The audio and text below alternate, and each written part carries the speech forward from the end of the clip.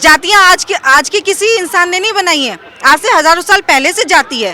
तो जातीय जनगणना अगर भाइयों के बंटवारा करने जैसा उनको लगता है तो सभी जातियों को बराबर वो क्यों नहीं दे देते हैं? भाई बराबर का आप हिस्सेदारी दीजिए ना। तो अगर राष्ट्रपति आपने बना दिया तो आपने कोई हमारे ऊपर फेवर नहीं किया। हमारा एक नुमाइंदा राष्ट्रपति की कुर्सी पर बैठा है तो हमें कुछ नहीं कहना है। ये उनकी आंखों पे पट्टी बांधने का काम किया जा रहा है, लेकिन अभी उनकी आंखों पे पट्टी नहीं बंधेगी क्योंकि उन्हें भी इस तरह की कॉन्स्पिरेसी समझ में आने लगी है।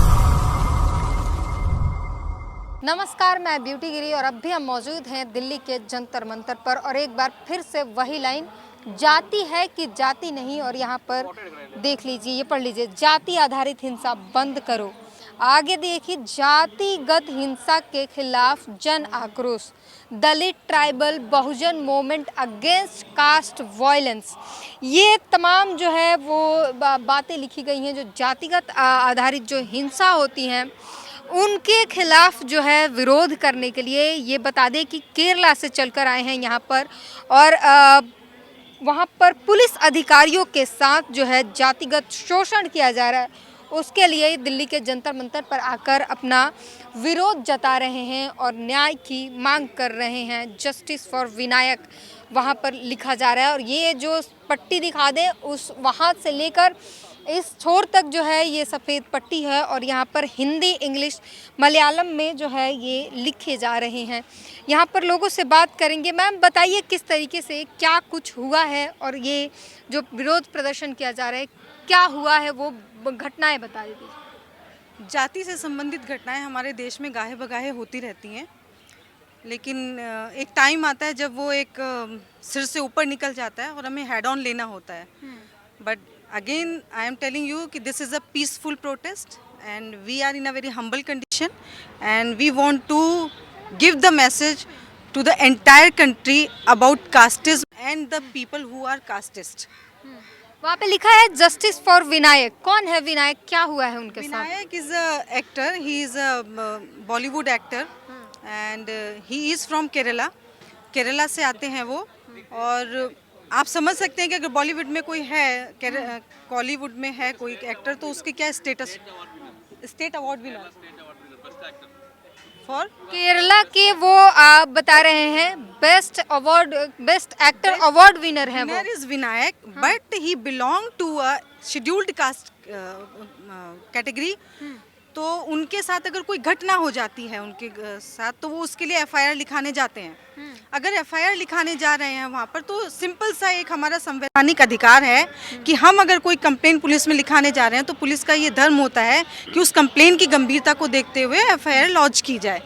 उनके साथ एफआईआर नहीं लॉन्च की जाती है, उनके साथ मिसबिहेव किया जाता है on the name of caste. किस तरीके का मिसबिहेव होता है?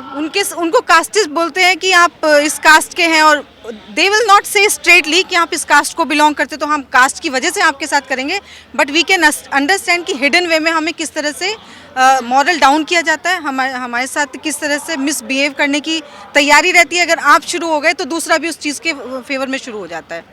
तो ये हमें फेस करना पड़ता है हर जगह पर। एक हमारे डॉक्टर श्याम सुंदर हैं, वो स्कॉलर हैं संस्कृत में स्कॉलर होने के बाद वो अम्बेडकराइड हैं। वो लिखते हैं, बहुत अच्छे अच्छे स्क्रिप्ट्स लिखते हैं, वो बहुत अच्छे अच्छे टॉपिक्स लिखते हैं। उन टॉपिक्स को लिखने के बाद जो हमारा सनातन धर्म के ठेकेदार हैं वो उनको जगह जगह पे अटैक करवाते हैं। क्यों? क्योंकि वो इस कास्ट से हैं, इस कास्ट को बिलोंग करते हैं और इस कास्ट के किसी भी इंसान को एक डिग्निफाइड लाइफ जीने का अधिकार नहीं है। ये इन लोगों ने इनडायरेक्ट वे में मैसेज देने की कोशिश करी है। एक बेस्ट एक्टर के अवार्ड विनर एक्टर के साथ ऐसा कुछ हो रहा है तो आम पब्लिक की क्या हालात होंगे, ज़रा हमें बताइए। आम पब्लिक के हालात तो इंसान कहाँ समझा जाता है इस कैटेगरी को। आपको लगता नहीं कि जो अवार्ड विनर्स हैं, जो कॉर्पोरेट हाउसेज में हैं, उनको तो थोड़ी बहुत इज्जत इसलिए दी जाती है because they are well to do, they are financially very good. तो पैसे के नाम पे उनको इज्जत दी जाती है, कास्ट के नाम पे उनको इज्जत नहीं दी जाएगी। अगर ये कास्टिज्म ख़त्म ही करना है आप लोगों को तो कास्टिज्म के नाम पे पहले वो जो हमारे अधिकार हैं उनको इक्वल लाइए ना सबका। आप कहते हैं कास्टिज्म कास्ट खत्म कर दीजिए आप, सारे राइट्स इक्वल कीजिए, आप कीजिए ना आप इक्वल राइट्स।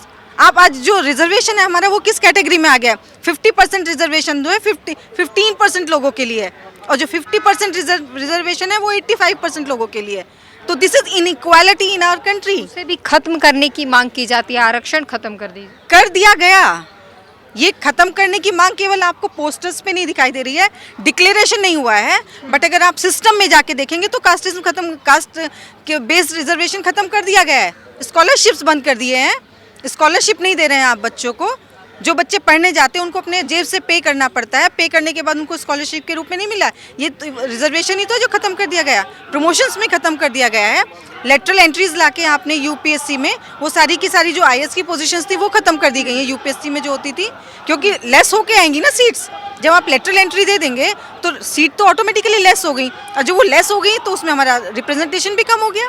अभी तो लोग धरना प्रदर्शन कर रहे हैं, गुस्सा दिखा रहे हैं बिहार सरकार के खिलाफ, क्योंकि उन्होंने जातिगत जनगणना करवा दी है। तो जातिगत जनगणना करवाने के खिलाफ जो लोग इस तरह से हल्ला मचा रहे हैं, उनको शायद खुद नहीं पता है कि जातियां भी उनके पूर्वजों ने बनाई हैं।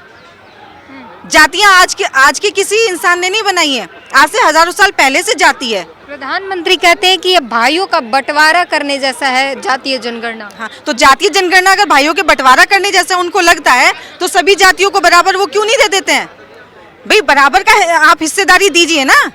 आपने कहा कि जातियों को आप भाई कहते हैं, हमें भाई कहने के नाम पे जो गटर में बच्चा जाता है वो किसी ब्राह्मण का क्यों नहीं होता है, वो किसी राजपूत का क्यों नहीं होता है?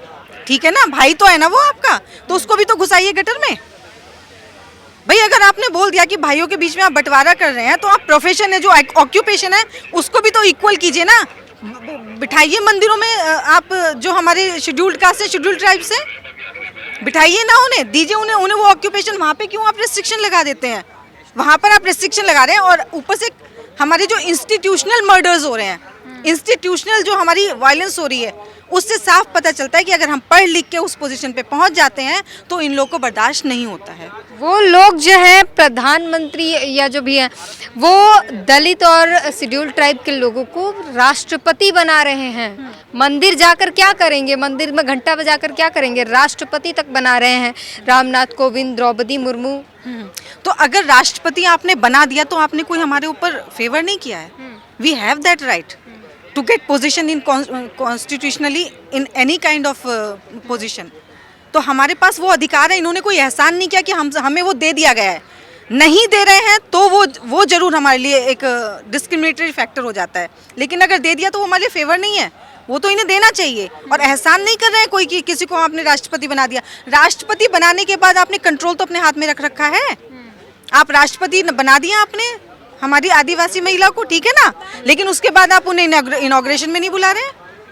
तो क्या है ये? डबल स्टैंडर्ड्स नहीं है ये तो दिखावे के लिए है सब। बिल्कुल दिखावा है, डबल स्टैंडर्ड है कि हम आपको दिखाने के लिए बता रहे हैं ताकि इनको जातिगत वोट मिल जाए। जनता को गुमराह कर जाए। गुमराह कर रहे हैं नहीं, ये कहते हैं कि जो भी हमारी वो जातियां हैं जो इस नाम पर कि उनके साथ अन्याय हो रहा है, अत्याचार हो रहा है, वो इस चीज़ को समझ लें कि हमारा एक नुमाइंदा राष्ट्रपति की कुर्सी पर बैठा है तो हमें कुछ नहीं कहना है।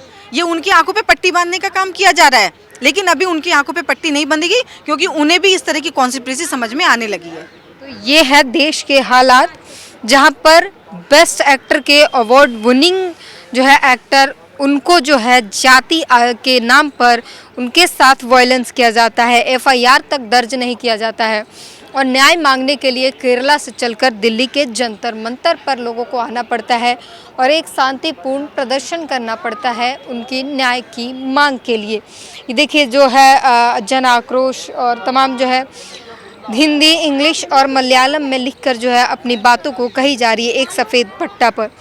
इस जो कुछ भी ये घटनाएं हैं और एक जो है नारा लगाया जाता है जाति है जो जाति नहीं, उसी का ये एक उदाहरण देख रहे हैं आप कि पूरे भारतवर्ष में कोई भी ऐसा स्टेट नहीं है जहां पर SC ST OBC के साथ शोषण ना हो रहा हो। कोई ऐसा नहीं है जो कह दे कि हमारे साथ शोषण ना हुआ हो और हम खुशहाल हैं, किसी के साथ भेदभाव ना हुआ हो।